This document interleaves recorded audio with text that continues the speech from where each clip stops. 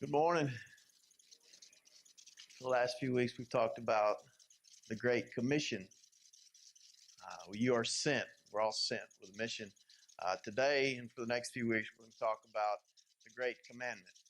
A few years ago, I can't remember how long ago this was, but it's Christmas time, and if you guys are like me, buying Christmas presents for your wife is not the easiest thing in the world to do, and any hints that she drops along the way um, are very much needed. And she may have to drop those hints about 12 times because the first 11 you might not realize she's dropping a hint, although we desperately need her to drop a hint. We're not really paying attention. Any of you guys can relate to this?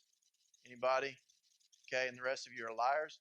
But anyway, so a few years ago, she gave me some hints, and so there was a perfume that she had smelled and she liked, and she thought she wanted to try the new perfume. I think she smelled it in a magazine. I call it a scratch and sniff. I don't know, but I grew up in the '80s. Y'all know what a scratch and sniff is, right? But anyway, she smells this perfume and she wants to try it, so she tells me what it's called, and she spells it for me. So I go to the store and I'm looking for this perfume, and I don't ask for help. Of course, you don't ask for help unless you actually have to, right? So I don't ask for help. I'm looking. I can't find this perfume. I don't really know. I mean, there's lots of counters, right? And there's these different families of perfume. I have no idea what family this perfume is in. And so finally I have to go up and ask somebody. And so I asked them for this perfume, and this is the way this perfume is smelled. It's not smelled. This is the way this perfume is spelled. If you can throw that up there, Rob, it's spelled like this: Indecence. What does that word say? It says indecence, right? I mean, I'm thinking it's kind of a weird name for perfume. I mean, I feel kind of awkward going to ask for this indecence perfume, but I had no choice. So I go up to the counter as I'm looking for this perfume. My wife smelled it. She liked it. It's called Indecence. I need some Indecence perfume. And she went, "What? I need some Indecence perfume." And I'm like, I mean, I feel weird saying it. You probably feel weird hearing it, but I need some Indecence perfume. And she said, "Nah, there's not any. We don't have anything like that." And then she went, "Oh, you mean Andesance?" And I said, "Well, yeah, I need some Andesance." And so she tried not to laugh, which I really appreciated because I mean, here I am asking for indecent perfume, and so she buys. I mean, she shows me, and I buy it, and I left, and I guarantee you, after I left, she's like, "Hey, y'all, get over here! Check out that dude right there! He's asking for indecent perfume," and I didn't know. I didn't know on the songs. I didn't understand perfume language. And if you go buy perfume, you have to understand perfume language. You guys, look, and if you don't, you could make a fool out of yourself. There's there's a similar truth about life, that there's a language of life. There's a fact of life. There's some foundational truths about life. And if we don't understand the way this life works, we don't understand this basic language of life, we can make fools of ourselves. Not only can we make fools of ourselves, but we can cause great damage to our relationships. We can cause ourselves a lot of worry. We can cause ourselves a lot of pain. We can cause ourselves a lot of grief. It can even lead to us physically being ill, and it could even lead to death if we don't understand this basic language of life. And here's what it is: life is all about relationships. Our life is all about relationships. The only thing that's going to last forever are our relationships. Gary Smalley says that life is relationships. Everything else is just details. Life is relationships.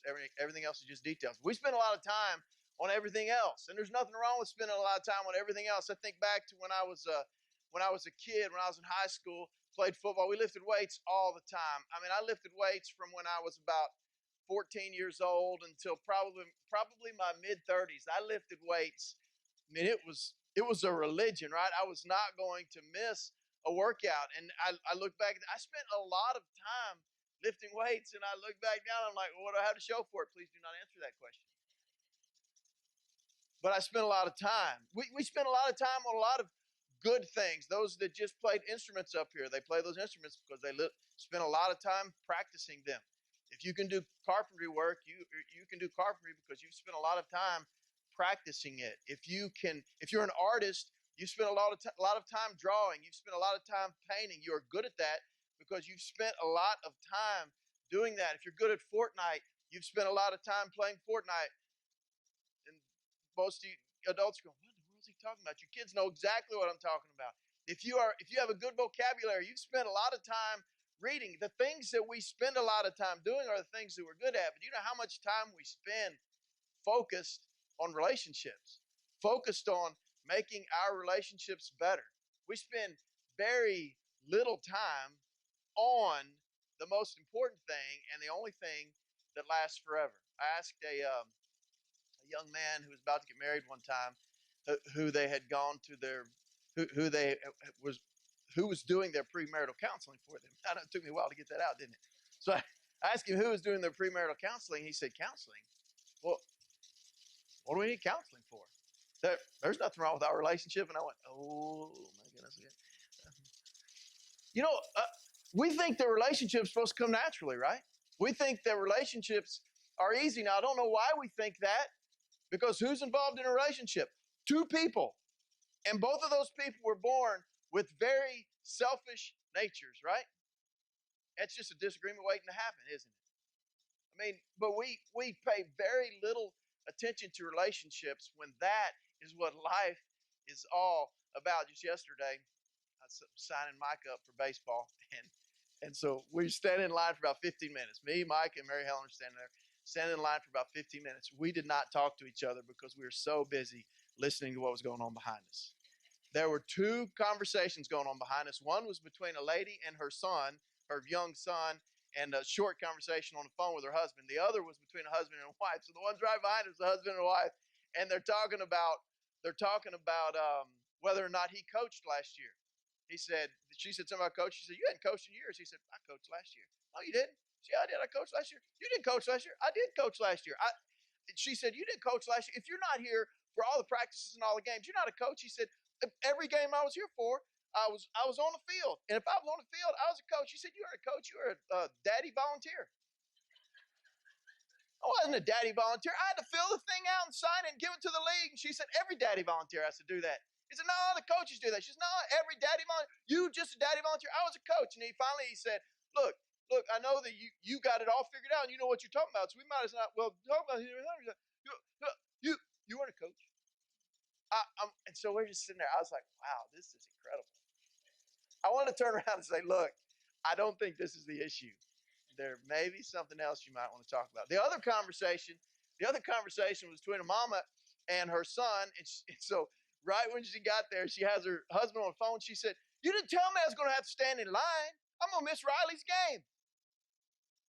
And then she hangs up and she tells her son, I don't know where your stuff is. This is a trial. I ain't got your stuff. Your daddy's got your stuff. He's somewhere out there. I don't know where he is, but I don't know where your stuff is. I didn't know I'm supposed to be Riley. So she has this conversation with her son about his daddy for about 10 minutes. We're listening to these two things at the same time. It's like, this is incredible. I mean, am I eavesdropping? No, this is for free. And it reminded me of the time, though. No, look, I did eavesdrop this one time. I think I told you about this. Angela and I were in Lifeway bookstore, and we're on this side of the aisle. On the other side of the aisle, facing us, was the marriage section. And there was a couple over there for probably 10 minutes arguing about whether or not to buy marriage books.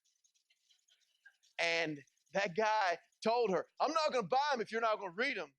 And I mean, I stopped. I mean, I'm pretending like I'm looking at a book, and I just listened for about 10 minutes. It was incredible. Life is about relationships, and we spend very little time trying to make our relationships better. We spend very little time dealing with issues in our relationships that we need to deal with. We spend very little time thinking about how we need to ask for forgiveness and seek reconciliation. We spend very little time offering forgiveness and reconciliation.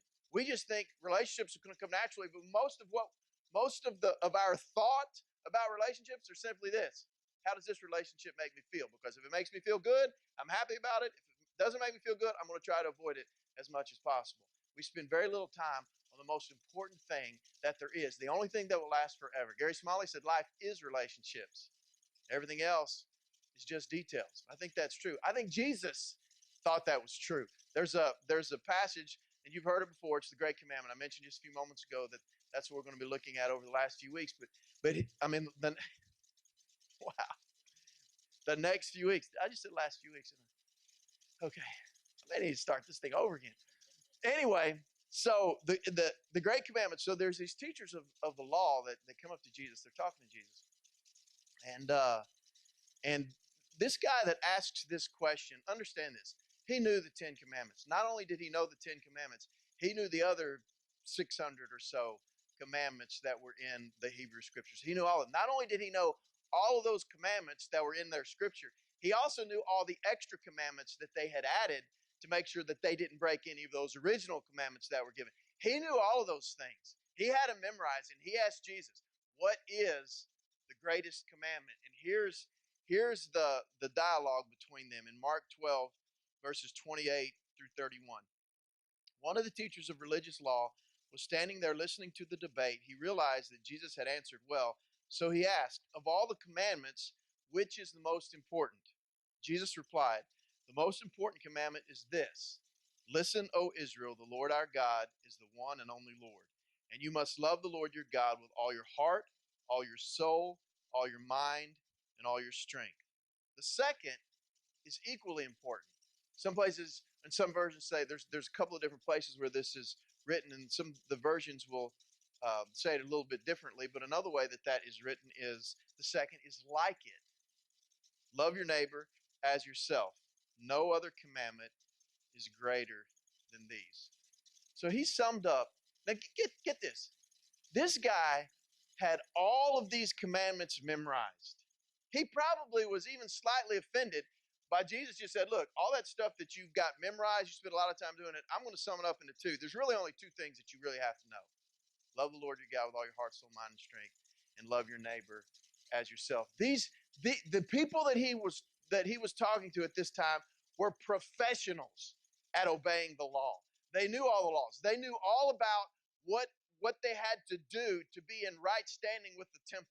It was all about temple worship and being ceremonial clean, and they knew exactly what they had to do to be ceremonial clean, to be in right standing with the temple, and therefore in right standing with God. They had to do all of these things so that God would like them, so that they would be in right standing with God. And Jesus said, look, I can sum it up in two.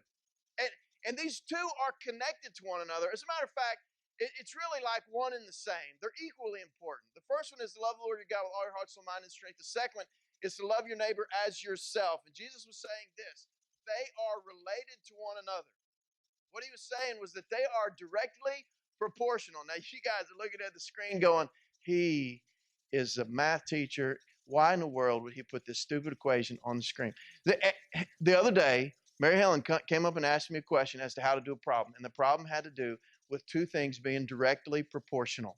This is the equation for two things that are directly proportional. So I know you guys are like, oh, I don't like math. Look, you know enough about math to do this, okay?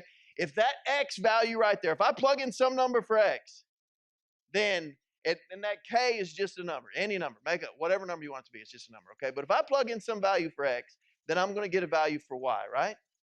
And if I make that X bigger, what happens to the Y? It gets bigger. If I make it really, really, really big, what happens to the Y? It gets really, really, really big. If I make it really, really, really small, what happens to the Y? It gets really, really small. That's because Y and X are directly proportional. They are directly related to one another. That is exactly what Jesus is saying when he gives the Great Commandment. These two things are one and the same. They are together. This loving people and loving God, that when the loving people goes up, the loving God goes up. When the loving God goes up, the loving people goes up. They are directly related to one another. You cannot separate the two. And he was talking to these teachers of the law that knew all about obeying all these laws so that they were in right standing with God, and yet their hearts were far away from God because they disliked a whole lot of people.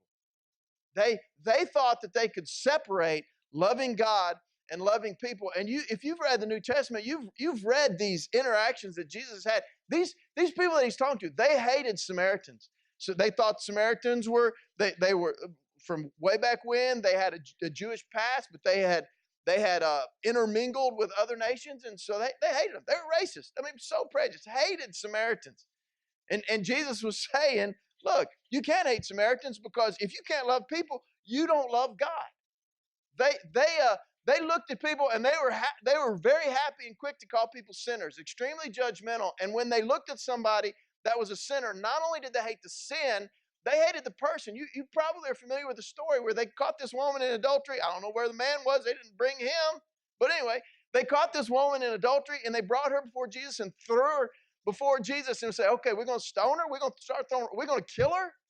They hated the woman who was caught in sin. They were just incredulous when Jesus was at the home of one of their leaders, and they were having a meal together, and this prostitute came in, and she was weeping on Jesus' feet. I mean, she washed Jesus' feet with her tears, and she wiped with her hair.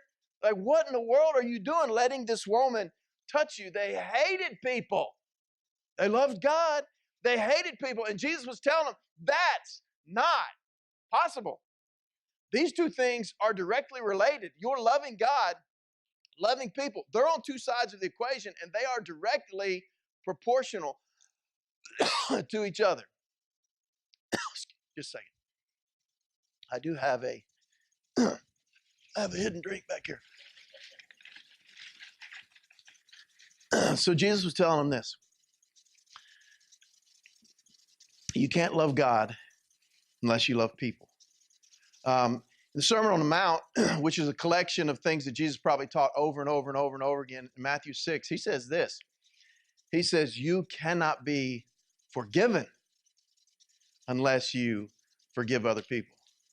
Jesus' best friend, John hung out with Jesus for 3 years. I mean, he knew Jesus better than anybody. And John, in his letter that he wrote, we call it 1 John, he said that you cannot love God unless you love people.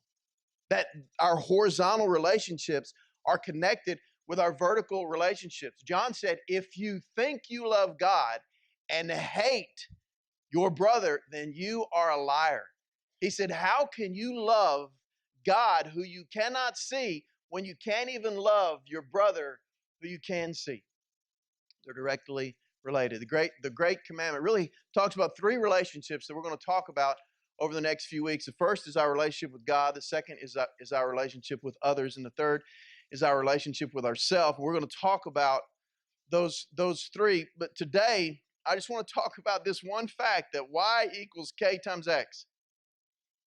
How much you love people is directly related to how much you love God. There's a book that was written a few years ago, Gary Smalley, who passed away 2-3 years ago. He was a relational expert. I mean, he spoke and wrote books. His best book is called The DNA of Relationships. And in that book, that's where he uses that phrase over and over again.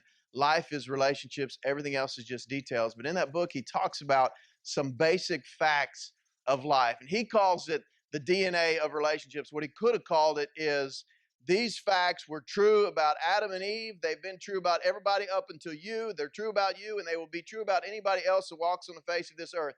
I mean, that would be my version. It's kind of long. So he went with this whole DNA thing, which makes sense. But anyway, so the DNA of relationships are this. There's three foundational truths. And we find this in the story of the first two people that walked on the face of the earth, Adam and Eve. Now, I don't know what you think about Adam and Eve. Some people think that Adam and Eve it's just a kind of a story of the fall of man. They weren't real people. It's just we had to say it started some way. But look, here's what I think. Jesus mentions Adam and Eve. He seemed to think they were real people. And so he predicted his death and rose from the grave. And so I'm going with what he said. But anyway, because nobody else has done that. I mean, you do realize that, right? Nobody else has done that. So this first story that Moses wrote down, that God gave to Moses, and he wrote down about how everything started. God creates everything, right? And after he creates everything else other than people, then he creates Adam. And he said, before he created all these different things, I mean, after he created all these different things, he said, this is good. Then he creates Adam, and he says, it's not good. I mean, that's pretty much what happened. He said, it's not good. He said, it's not good for man to be alone. And so then he puts Adam to sleep. takes out a rib, and from that rib, he makes the woman. And then Adam wakes up and he sees this woman for the first time and he started to sing. I mean, it's in the Bible. Seriously. He's singing, flesh of my flesh. I don't know how the tune went, but he started to sing. I mean, it's like High School Musical, right? I mean, you're just watching a story, and all of a sudden somebody starts singing. What are they doing that for? But anyway, he starts to sing. It's the first musical, and and um, and and God said after that, God says this: it's good, which is kind of offensive to me that He said not good when the man was made. He said it's good when the woman was made, but that's another story altogether. But anyway, the point is this: from the very beginning, you get in the opening story of the Bible, the opening story of creation. When this world was created, here's God saying that you were made for relationships. We were made for relationships. That's the first foundational truth that we have to understand. You are made for relationships. And then you know how the story goes. God placed them in a garden, and He makes all these trees that they can eat from. There's all this. I mean, it's this incredible place that they're living. I mean, the animals got along with each other. There was no death. And there's one tree that He placed in the garden. He said, don't eat from that tree. And the reason He did that is you can't have a world where there's love. You can't have a world without choice and there actually be love. I mean, he wanted to love these people that He had created. He wanted them to love Him. He gave them a moral compass, and He said, this you can do, this you can't do. They knew what was right. They knew what was wrong. They're not supposed to eat from this one tree. So that's the second foundation of truth is this, is you are made with the capacity to choose. You are made for relationships. You are made with the capacity to choose. And then you know how the story goes. The tempter, the serpent, the devil, the Satan. I mean, he goes by a whole lot of names in the Bible. He comes to Eve and he said, did God really say that you can't eat from any of these trees? I mean, he's twisting God's words. And she said, well, God said, I mean, she should have said, no, you're an idiot. He said we couldn't eat from this one. He did not say that. But she said, no, it was just this one tree we're not supposed to eat from. And if we do, then we're going to die. So you're not going to die. Here's what's going to happen. If you eat from that tree, you're going to be just like God. I mean, that's what's going to happen. That's why He doesn't want you to eat that, because you're going to be just like God. And so Eve ate, she handed it to Adam. Adam ate, and then they immediately knew something was wrong. So they find some fig leaves because they're like, uh-oh, we're naked. And they make themselves some clothes out of fig leaves, and they hide from God. And then in the story, here's God. He's walking through the Garden of Eden, right? As if God didn't already know what was going on, but He's walking through pretending like He's looking for them. And so they're hiding from Him, and then that's if God's not going to find you. I mean, you're going to play hide and seek with God. Really? He found them. And He gave them a chance.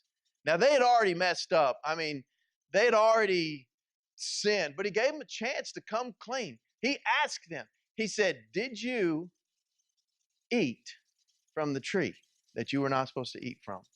And immediately, Adam said, well, it's the woman you gave me. It's her fault.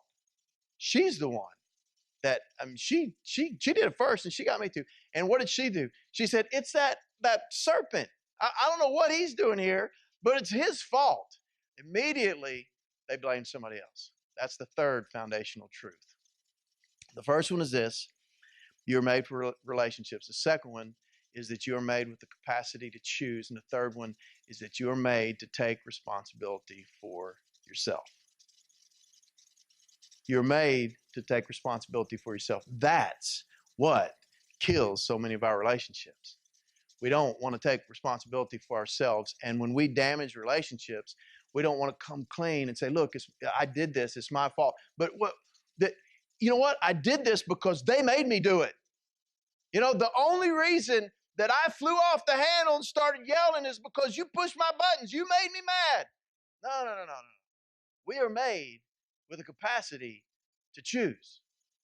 And then we are made to take responsibility for ourselves right off the bat. And it's just natural. We point at somebody else. It's his fault.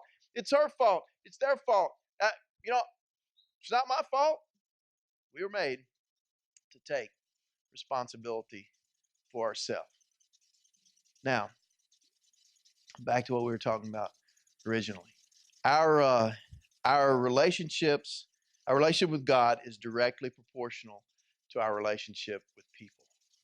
Directly proportional. We can pretend, and people do it all the time. When it comes to my relationship with God, I can make you think that my relationship with God is great. I can make you think that I'm an incredible guy. And I mean, I can put on my Sunday best, my Sunday go to meeting clothes, as we used to call them. I can do that. I can put on my best face. I can learn all the spiritual questions to ask. I can learn all the spiritual answers to give. I mean, I can put on a front, as Paul said in 1 Corinthians 13, I could speak with the language of angels. I mean, just so good that I could speak with the language of angels. I could have enough faith, I mean, just incredible faith to move a mountain. I mean, I could give everything that I have away for the poor. I mean, I could even give of myself to such an extent that it caused myself bodily harm, even maybe death. I could do all of that. And according to Paul, you could do all of that and it all be selfish. You could do all of that and it all be for yourself. You could do all of that just to say, look at me, pat me on the back because I am Mr. Christian. You could do all that. And Paul says, but if you did all that and there was not love, it all amounts to nothing. Jesus said this. Jesus said that there's 2 commandments. The second one's like the first. Loving people is directly proportional to loving God.